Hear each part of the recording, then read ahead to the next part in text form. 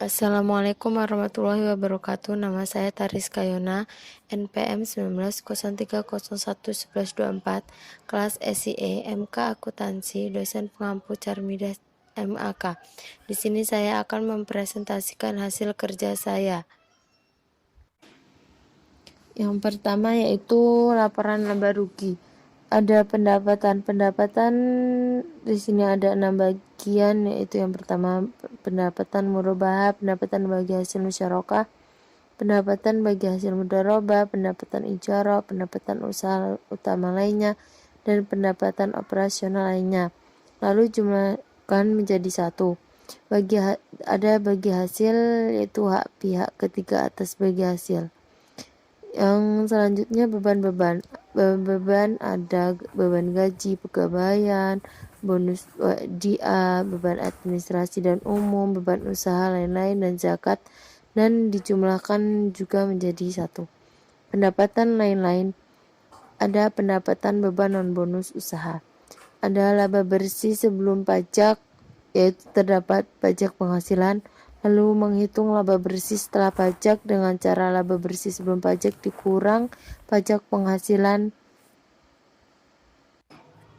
Yang kedua yaitu perubahan ekuitas. Laporan perubahan ekuitas terdapat form pertama yaitu keterangan, form kedua modal saham, form ketiga laba ditahan sebelum ditentukan, form keempat laba ditahan belum ditentukan kegunaannya, dan yang kelima jumlah ekuitas.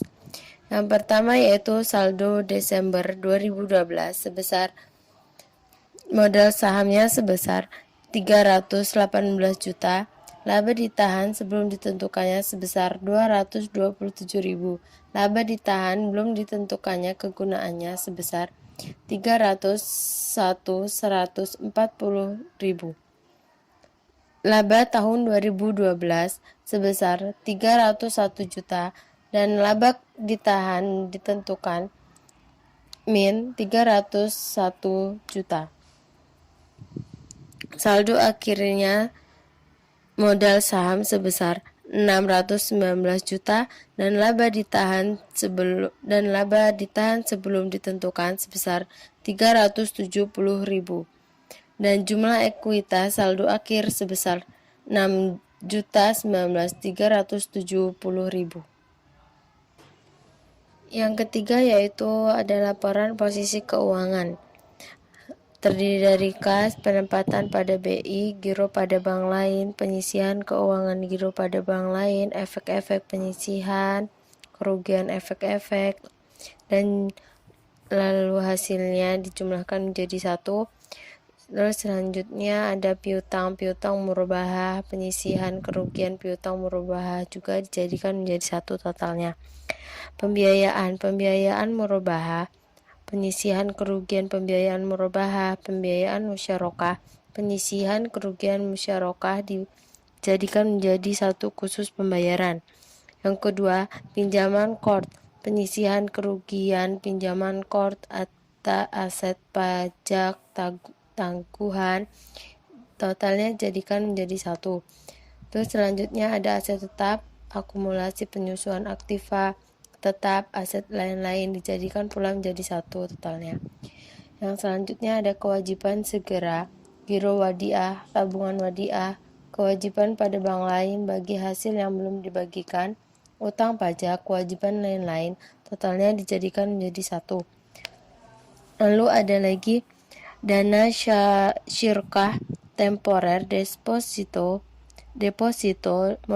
mudharabah. Ada dana syarikah temporer, tabungan mudharabah digabung menjadi satu totalnya. Lalu jumlah asetnya dengan cara hasil perbagian tadi dijumlahkan menjadi satu.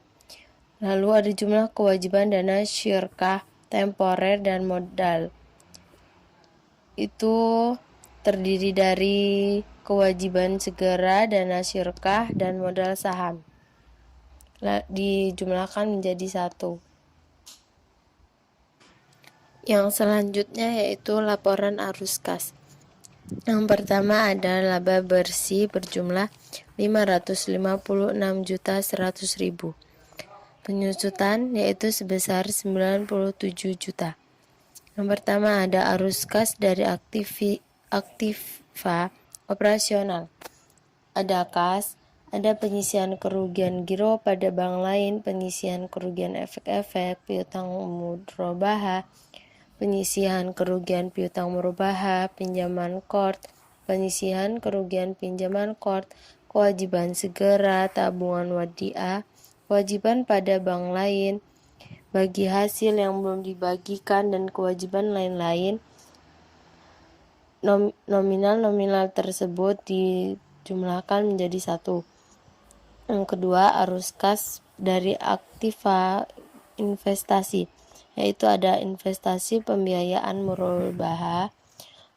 Yang selanjutnya investasi pembiayaan musyarakah aktiva tetap, lalu dijumlahkan pula menjadi satu totalnya. Yang ketiga, arus kas dari aktivitas pendanaan. Yang pertama ada dana syirkah temporer deposito murabahah. Yang kedua, dana syirkah temporer tabungan mudorobah. Yang ketiga, modal, dan dijumlahkan menjadi satu. Yang selanjutnya ada penambahan kas, saldo kas Januari 2019, saldo kas Desember 2019, dan dijumlahkan menjadi satu.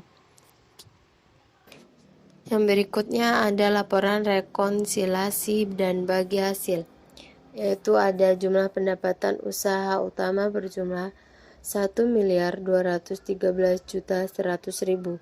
Ada pengurangan pendapatan tahun berjalan yang kas atau setara kas yang belum diterima berjumlah 0. Penambah pendapatan atau tahun sebelumnya yang kasnya diterima tahun berjalan berjumlah 0. Dan jumlah penambahan atau pengurangan pendapatan, ada pendapatan yang tersedia untuk dibagi berjumlah 1.213.000.000. Dan bagi hasil yang menjadi hak bank berjumlah 881.100.000. Dan ada bagi hasil yang menjadi hak pemilik dana sudah didistribusikan berjumlah 313 juta. Bagi hasil yang menjadi hak pemilik dana sebelum didistribusikan berjumlah 19 juta. Yang selanjutnya ada laporan jurnal penutup. Di form pertama ada keterangan, form kedua ada debit, form ketiga ada kredit. Form pertama, baris pertama, yaitu ada pendapatan berjumlah 606.100.000 masuk ke dalam debit. Laba rugi berjumlah 606.100.000 masuk ke dalam kredit.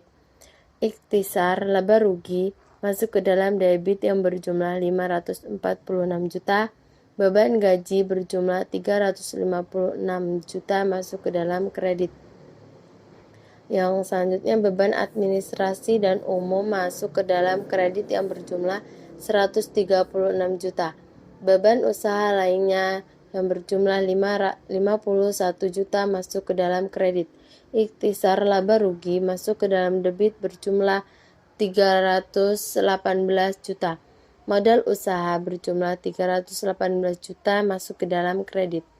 Modal masuk ke dalam debit berjumlah 318 juta dan brief masuk ke dalam kredit berjumlah 318 juta. Masing-masing debit dan kredit berjumlah 1.788.100.000 dan disebut balance. Yang terakhir yaitu ada neraca saldo setelah penutupan. Di form pertama yaitu sama, ada keterangan debit dan kredit. Di form pertama, baris pertama ada aset berjumlah 520 juta dan masuk ke dalam kredit juga 520 juta. Ada utang sebesar 23 juta di debit dan masuk juga ke dalam kredit sama-sama 23 juta. ada modal berjumlah 318 juta dan ke dalam kredit 318 juta. Jadi jumlah masing-masing sama, yaitu sebesar 861 juta yang disebut sebagai balance. Cukup sekian yang dapat saya sampaikan. Bila ada kesalahan saya mohon maaf. Wassalamualaikum warahmatullahi wabarakatuh.